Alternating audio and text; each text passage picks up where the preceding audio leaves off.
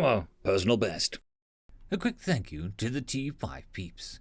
Bob the Dragon, Datamagnet, Cat Crab Lobster, DuckMachine, Try Again 95, Astraya the Dreamer, Mezec, Feudic Jarl, Germanchemist, Casper Arnholtz, and Chaos to Must. Thank you very much.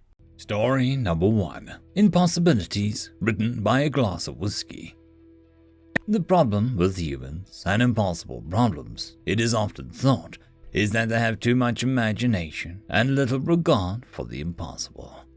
So, it was with the Impossibility Drive, so named because it was theoretically impossible, like a moth to a flame. You couldn't have given it a more tempting name for a human if you tried. Oh, working on that, are they? An old researcher's voice filled with disdain. Well, you can explain to a human that it is impossible, but you can't stop them from trying. But what if they succeed? A younger, less cynical research assistant who had first been told about the experiment. You don't seem to fully grasp the meaning of the word impossible. It has been extensively proven through rigorous models that nothing like it can be done. Would you doubt our fundamental basis? Of course not. But deep down, he had doubts. The younger research assistant rushed into the Ithilia's office.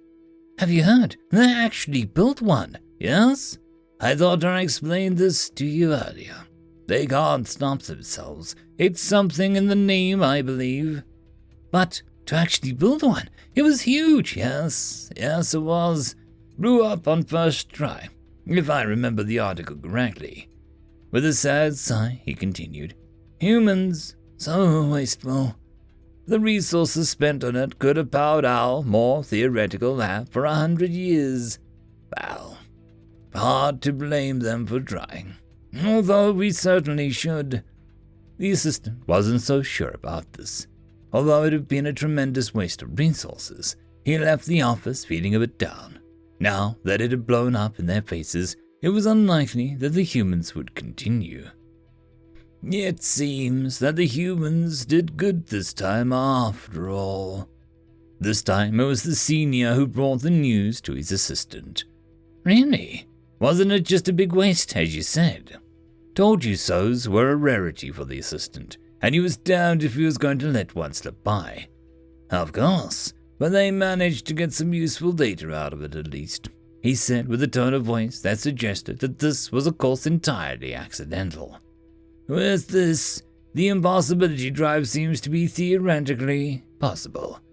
So, you think they'll build more of them? I would hope not. These parameters are too wide.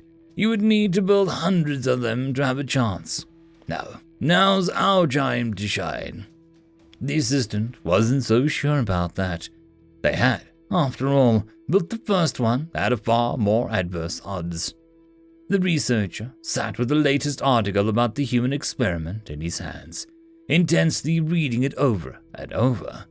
It wasn't that it was hard to read, he just couldn't believe it. Of course, he had been right. At least 100 of them needed to be built to have a chance.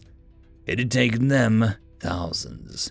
The sheer scale of it was hard to believe. Resources expended could have powered his lab for, eternity, or close to it. Worst of all, he now had an uppity researcher system who he would never hear the end of it from him. Madness! Pure madness. End of story. Story number 2. But what are they good for? Written by SlowAD2584. The humans of Earth were lined up, eager to be processed and loaded aboard an interstellar transport. Since becoming a recent member in the galactic community, one of the first things to do for a new member is to diversify them out to more than just their typical single world. This was done with land grants and Trailbreaker and Groundbreaker had even Keystone Galactic Outreach programs. These programs were stylized to suit the human nature's call to explore, had to be the first, and the humans signed up by the millions. The Galactic Outreach Department knew its trade well. The ship's quartermaster AI stopped a farmer next to enter the transport. Halt, citizen, it said. You brought animals with you. Hal looked a bit perplexed. Yeah, they're pigs. I'm a pig farmer. The AI cogitated on the new data a bit. There were several unfamiliar words. It said, Citizen Hal, the colony transport has limited space to allow quite so many pets. Ha! Hal guffawed. These ain't pets. Nah, I breed them. The AI added new data. Breed them? To birth even more? For what purpose? There must be a purpose with this much animal mass, and they are quite filthy. Do they have names? Hal looked confused. Names? No, that'll just be weird. The AI was flummoxed. It could perceive no useful need for this many pigs on its ship.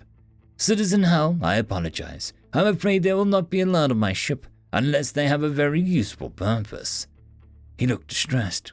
Well, then what do I do over there? I need my pigs. We need our pigs.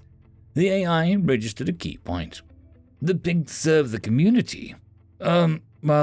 Sorta, Hal said as the pigs started to spread out and eat trash and debris dropped at the base of the ramp. The AI noted and commented, They are compost consumers. Well, yeah, they'll eat practically anything, but that's not really the point of them. The AI also noted, There'll be very minimal food waste on a new colony, in any case. The dietary pills issued daily will have been designed to meet every human nutritional need. Hal made a face. Yeah, there's that part, too. The AI got impatient. Citizen Hal, these creatures are too many, too heavy, too filthy. I cannot permit them on this colony transport unless you can give me 3 solid purposes for the colony to bring these animals, and that the majority of the future community would need to agree is a valid contribution to the colony, in spite of the listed detractions. He scratched his chin. 3 reasons that they're good for, huh? Yes, citizen, provide 3 purposes, and I will post a poll with everyone registered to go on board this ship to see if they concur. Otherwise, you'll have to leave them here. Hal's eyes brightened, and he stood straight and snapped his finger. Oh, I got it. So you want 3 purposes, right? That a good bunch of all of us going would want to take pigs with them. Yes, citizen, I await 3 purposes for the survey. Okay, here you go. Ham, pork chops, bacon. Yeah, you go ask if they want those things on our new colony. In the line behind Hal, and from the interested passengers looking out of the loading bay at the scene, everyone's G-phone, galactic-issued version of a smartphone tablet, lit up, and everyone looked down and did the survey. The AI noted that 97% of the registered citizens hit yes almost instantly. The AI did not know the meaning of the 3 purposes Citizen Hal presented, but the results of the poll was unmistakable. Right this way, Citizen Hal. I will find a place for your, pigs. The AI scheduled a future investigation into what those words meant. Ham, pork chop, bacon. They were strange terms with no obvious association with the pig animals. These pigs must be very useful indeed to perform those functions, for them to want to take that tonnage and mess of them all along with them. The AI was mildly interested to see just how and why it was so instantly worth it to everyone. End of story. And that, my friends, concludes this video.